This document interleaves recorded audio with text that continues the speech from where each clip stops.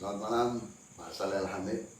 Saya sedang berada di satu tempat dengan Bapak Saleh Al-Hamid, salah seorang tokoh Muslim di Timika, Papua. Selamat malam, Pak Saleh. Selamat malam.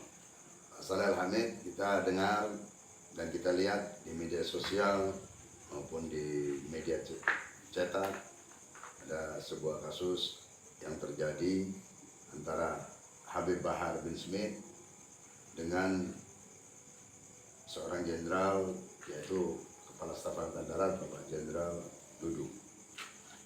Yang ingin saya tanyakan adalah pernyataan dari Panglima TNI Bapak Andika Perkasa yang menyatakan bahwa dan memerintahkan kepada Bapak Jenderal Dudung untuk berdamai kepada Habib Bahar bin Smith. Yang kedua, pernyataan beliau adalah TNI harusnya sudah kembali ke barat. Menurut pendapat Pak Saleh bagaimana tentang pernyataan ini, hubungannya dengan kasus yang terjadi sekarang?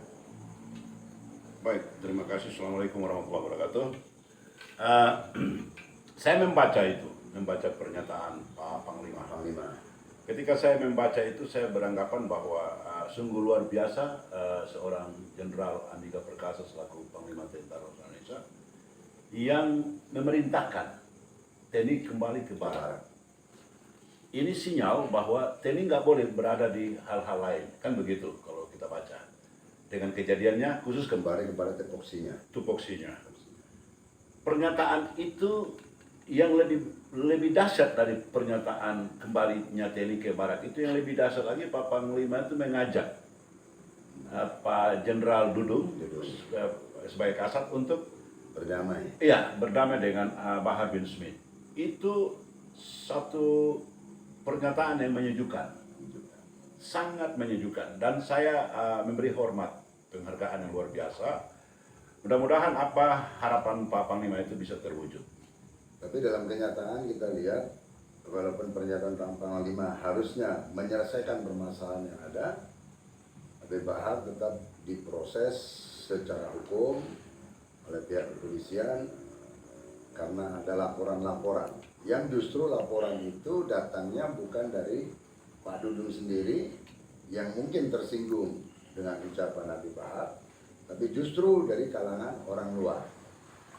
Bahkan yang melaporkan itu adalah kalangan Habib-Habib menurut Pak Saleh. Ya, saya dengar yang melaporkan itu siapa tuh? Sahab Hussein Sahab. Saya tidak tahu dia merasa tercemar apa. Saya tahu persis bahwa kepolisian dalam melakukan sebuah tindakan penyelidikan dan penyidikan, terutama berkaitan dengan kasus delik aduan seperti ini, bahwa orang yang merasa tercemar itu yang melaporkan.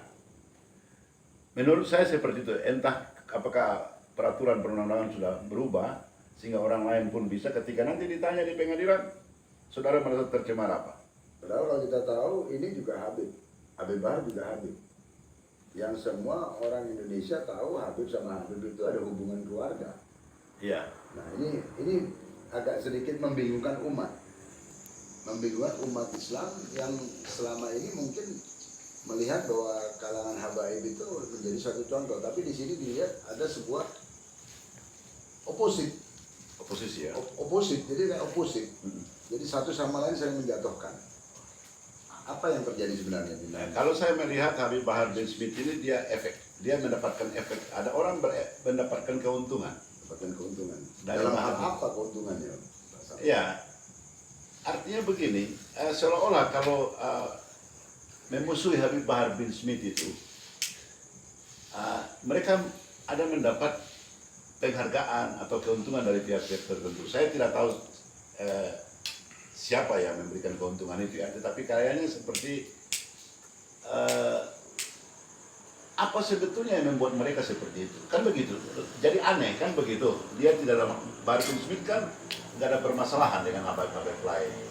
Kalau Habib lain menganggap bahwa ini Bahar bin Smith ini terlalu begini yang mencemarkan nama baik kita Habib dan segala macam, saya pikir enggak kok. Mungkin apa yang dirasakan oleh Habib yang ada di Jakarta khususnya, bahwa Bahar bin Smith adalah menjadi suatu simbol seorang habaib, seorang Habib.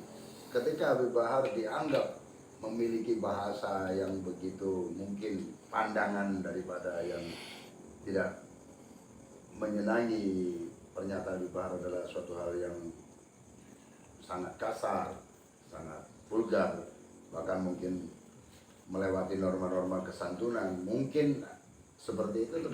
Habib Bahar bin Smith ini kan anak muda, ya. Kita bikin contoh Habib Rizik juga kan begitu. Habib Rizik juga yang punya umat sekian banyak, toh mereka taat hukum. Habib Rizik siapa yang punya umat jutaan umat punya pengikut ini kan sekarang ada di penjara. Artinya taat hukum. Habib Bahar mengeluarkan pernyataan dia salah, kan dia sering dihukum.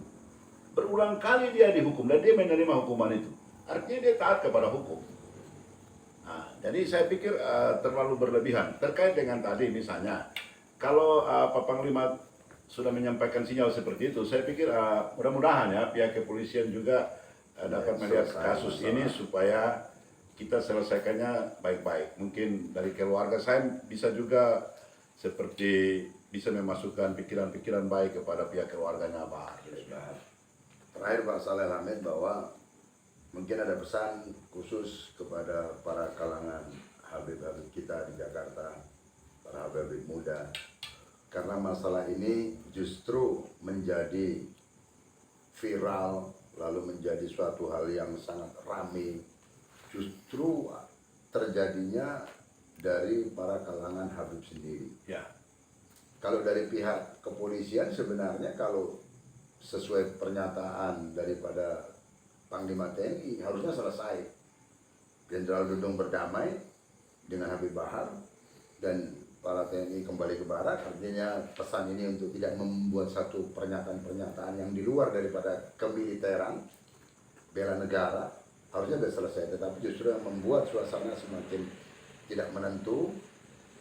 Kita melihat akhirnya umat Islam juga jadi agak bingung, dibingungkan. Pesan Pak Saleh untuk para Habib yang ada di Jakarta, bagaimana kira-kira harusnya? Ya, saya mau menyampaikan begini aja. Saya tidak tahu apa permasalahan mereka dengan mereka. Saya ini habaib tapi di Papua. Papua dan kami Papua Maluku tidak pernah saling menjatuhkan seperti itu, saling melaporkan. Saya hanya mau menyampaikan begini kepada seluruh habaib, termasuk diri saya. Kita ini jangan memakai sifat kelelawar. Kelelawar itu ketika dia makan, sudah kenyang, dia pulang, dia tidur, dia mengencingi dirinya sendiri, Mengencing di situ juga. mengencingi anak-anaknya di bawah, keluarganya, tetangganya, bahkan keturunannya dikencingi. Sifat itu harusnya tidak ada pada habaib. Harusnya bagaimana menurut Pak Saleh, para habaib melihat permasalahan ini bukan menjadi justru pemicu daripada permasalahan, harusnya menjadi sesuatu yang mendinginkan. Bahar bin Smith kan anak muda, bisa banyak habaib yang lebih pintar dari dia, lebih berilmu dari dia, kan bisa dipanggil dinasihati, ya kan begitu. Panggil secara keluarga, bahkan bisa ditampar kalau dia salah dipukul, mungkin secara anak dengan bapak misalnya, oh jangan begini lagi, begini. Tapi dia memang dia kan menerima apapun hukuman yang Taat hukum. Taat hukum. Orang ini taat hukum. Saya mau bilang sama habaib lain, kalian itu belum pernah masuk penjara. Kalau dia ini Bahar bin Smith ini berulang-ulang kali masuk penjara. Kita justru kasihan sama dia, tapi kalian justru senang begitu. Melihat Habib Bahar. Iya, senang. Masuk penjaranya senang. Baik. Pak Saleh, ada pesan untuk khusus Habib Bahar, mungkin apakah Pak Saleh punya kedekatan dengan Habib Bahar yang bisa memberikan satu pesan sehingga mungkin Habib Bahar punya sikap bisa ada perubahan dan segala macam? Insya Allah saya pertama memberikan penghargaan yang luar biasa kepada Pak Jenderal dulu, Pak Panglima. Bahasa Panglima itu harus kita tangkap. Nah, saya insya Allah kalau memang saya dianggap sama Bahar itu sebagai keluarga, sebagai orang tua juga. Saya bisa kalau diizinkan ini saya bisa nanti ketemu dia menyarankan apa mungkin keinginan dari Pak Panglima, ya kan? Kita juga menghargai Pak Dudung yang punya status sebagai Kasat. Itu juga mengerti bahwa beliau adalah institusi negara. Insya Allah nanti kita lihat, yang penting pernyataan Pak Panglima itu bisa menjadi perhatian buat kita semua. Baik, terima kasih Pak Saleh. Selamat malam. Selamat malam, Assalamualaikum warahmatullahi wabarakatuh.